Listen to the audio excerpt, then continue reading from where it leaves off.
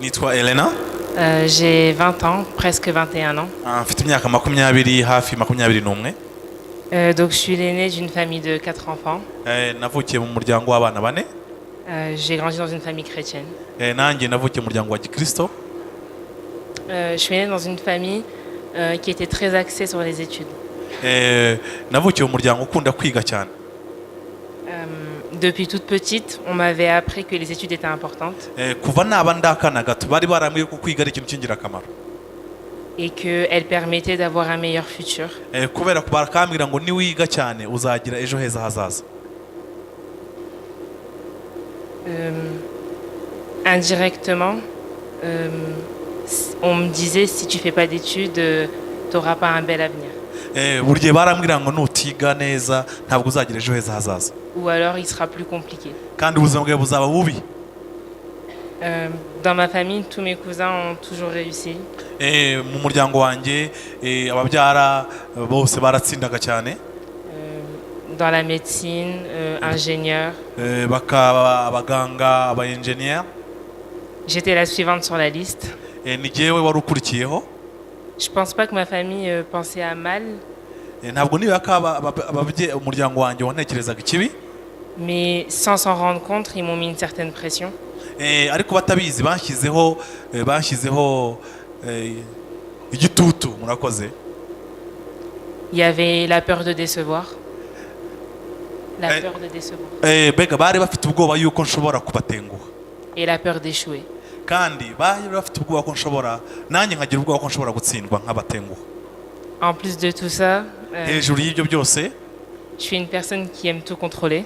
Ndi umuntu ukunda gukontorora ibintu. J'aime anticiper la vie. J'aime anticiper. Njyewe nkunda gutegura ibintu na mbere yuko bibaho. Ntegura ubuzima mbere yuko mwinjiramo. C'est une sécurité pour moi. Njyewe numva ari umutekano wanjye. Quand j'étais plus jeune, njyewe nkiri muto cyane, j'aimais bien planifier ma vie à l'avance. Njyewe nakundaga gutegura ubuzima bwanjye mbere yuko ngira icyo ngeraho. Je savais à quel âge je finirais le lycée, à quel âge j'aurais mon premier diplôme. Njyewe nari nzi igihe ngomba kurangiriza secondaire, igihe ngomba kurangiriza kubona diplôme yanjye ya mbere. Pour moi, tout était fixé dans le marbre, c'était linéaire.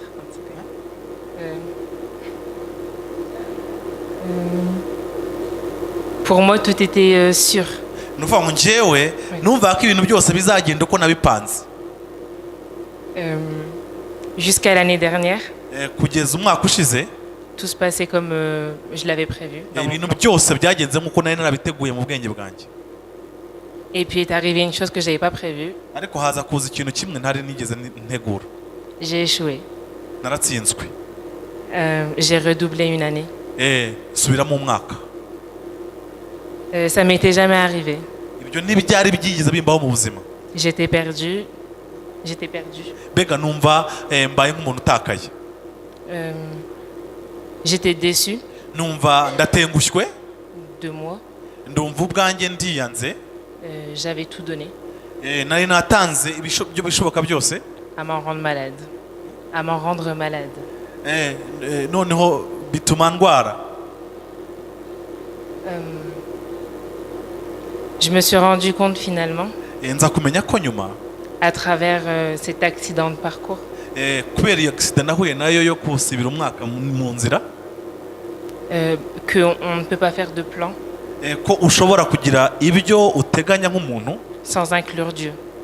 Sans mettre Dieu dedans. Ushobora gutegura ibintu udashyize Imana imbere. Mais je me suis surtout rendu compte. Ariko nza kumenya ko.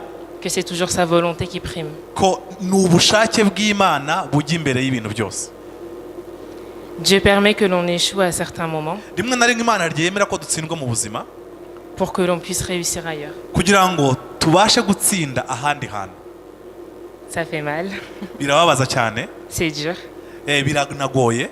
Mais c'est pas impossible. Ariko c'est pas impossible. Ariko si ukuvuga ko bidashoboka ko udashobora gutsindwa.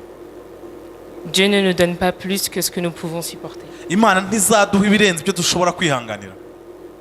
Il nous connaît. Imana iratuzi. Il permet qu'une porte se ferme pour en ouvrir une autre. Imana yemera ko ikinga umuryango hano kugira ngo ikingure undi hariya. J'ai dû travailler sur moi-même.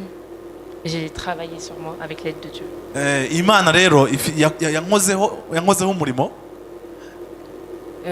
J'ai réalisé que la réussite, pour moi, Namenye ko gutsinda kuri jyewe je l'avais placée dans mes études. nari narabishyize mu masomo yanjye.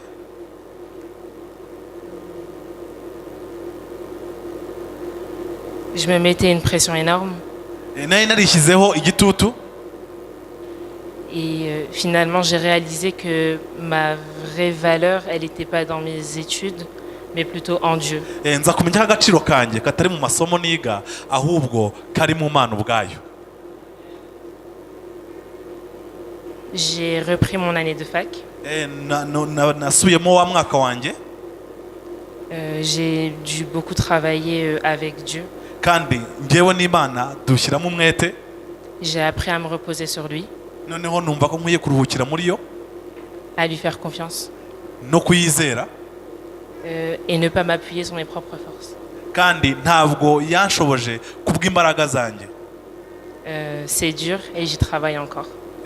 Birakomeye ariko n'ubu ndacyakora cyane. Hier, j'ai eu mes résultats Ejo nibwo namenye amanota yanjye. et j'ai réussi mon année. None umwaka wanjye wose narawutsinze.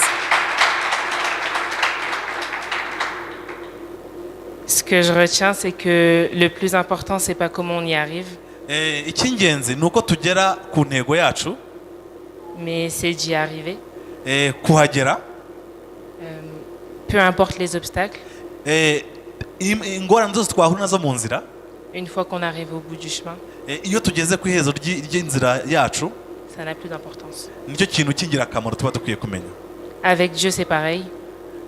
Hamwe n'ibyo bintu byose, Peu importe le parcours de ta vie, le plus important, c'est de le connaître finalement. uko urugendo rwawe rwamera, icyangombwa ni ukumenya ko ari rwo rugendo rwawe. À travers toutes ces étapes, Kunyura muri izo nzira zose, Dieu m'a fait comprendre que ma valeur n'était pas dans les études, dans la réussite scolaire, Imana yangishije ko agaciro kanjye atari mu gutsinda amasomo y'ishuri, mais qu'elle était en Dieu. ahubwo agaciro kanjye ni ukumenya ko ariyo Mana. Il m'a également appris à lui faire confiance, Kandi yangishije kuyizera.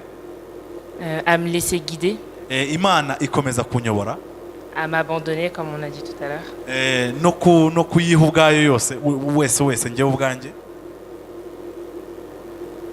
Et aujourd'hui, je sais que ma vie, elle est dans les mains de Dieu. Uyu munsi nzi ko ubuzima bwanjye buri mu biganza by'Imana. Et que Dieu fait concourir toutes choses. Kandi byose bifataniriza hamwe ku Mana, byose bifataniriza hamwe kunzanira ibyiza. Que Dieu te bénisse. Merci.